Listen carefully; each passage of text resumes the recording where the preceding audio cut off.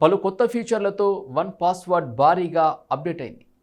Master పాస్వర్డ్ను మర్చిపోయిన అకౌంట్లు రికవరీ చేసుకునే వెసులుబాటు కల్పించింది. చాలాసార్లు లాగిన్ దశలను మర్చిపోయినా విఫలమైన ఆటోమేటిక్గా ఖాతాలోకి సైన్ ఇన్ అయ్యేలా చేయగలదు.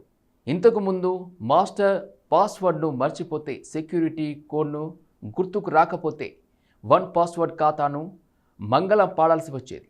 దీన్ని రికవరీ చేసుకునే మార్గం ఉండేది కాదు. ఇక వన్ టైం పాస్వర్డ్ కోసము ఇతర సమాచారం కోసము అదనపు పేజీలు దర్శనం ఇవ్వచ్చు. ఈ సమాచారాన్ని వన్ పాస్వర్డ్తో సేవ్ చేసినప్పటికీ ఆటోమేటిక్గా అన్ని పేజీలు లోడ్ అవుతాయి. చిటికలో సైన్ ఇన్ ప్రక్రియ పూర్తవుతుంది. ఇక పరికరాల్లో వన్ పాస్వర్డ్కు లాగిన్ అయితే కొత్త పరికరాల్లో త్వరగా సెటప్ చేసుకోవడానికి క్యూఆర్ కోడ్ అందుబాటులోకి వచ్చింది.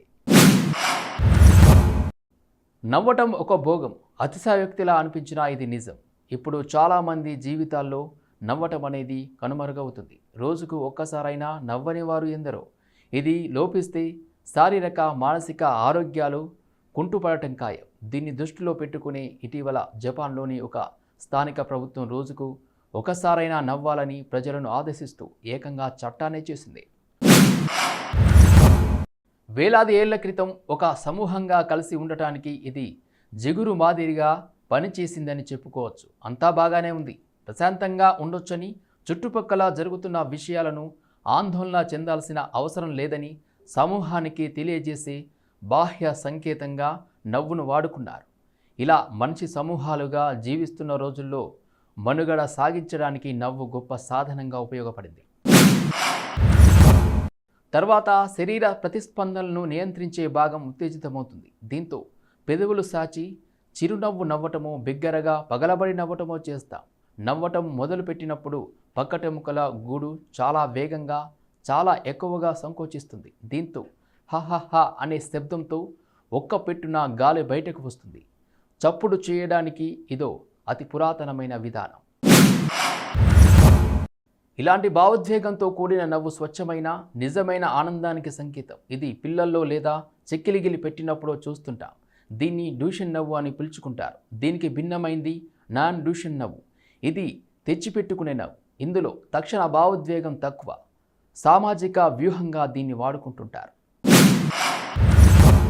మానసిక నిపుణులు, హాస్య నటులు ప్రయత్నించినప్పటికీ వినోదాన్ని కలిగించే సార్వత్రిక సూత్రాన్ని కనుగొనలేకపోయారు.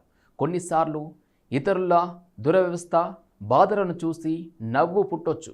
ఇది అసమంజసంగా, అసంబద్ధంగా అనిపించవచ్చు, కానీ అవతలి వారి మనసును నొప్పించని విధంగానే ఉంటుంది. కొన్నిసార్లు కొన్ని శబ్దాలు, పదాలే సహజంగా నవ్వు తెప్పించవచ్చు. దాంపత్య బంధం బలోపేతం సామాజిక బంధాల విషయంలోనే కాదు, జీవిత భాగస్వాముల మధ్య బంధంలోనూ నవ్వు జిగురు మాదిరిగా ఉపయోగపడటం విశేషం. నవ్వుతో దంపతుల మధ్య సన్నిహిత సంబంధం బలోపేతం అవుతున్నట్టు యూనివర్సిటీ ఆఫ్ కాలిఫోర్నియా నిర్వహించిన అధ్యయనంలో బయటపడింది. తృప్తిపడిన జంటలు ఎక్కువగా, అసంతృప్తి గల జంటలు తక్కువగా నవ్వుతున్నట్టు వెల్లడించింది. ఒత్తిడిని కలగజేసే పరిస్థితుల్లోనూ సంబంధాలను కొనసాగించడానికి, కష్ట సుఖాలను కలబోసుకోవడానికి నవ్వు దోహదం చేస్తుందని చెబుతుంటారు. తృప్తితో కూడిన అనుబంధాలను కొనసాగించడానికి అతి ముఖ్యమైనది కావడం విశేషం.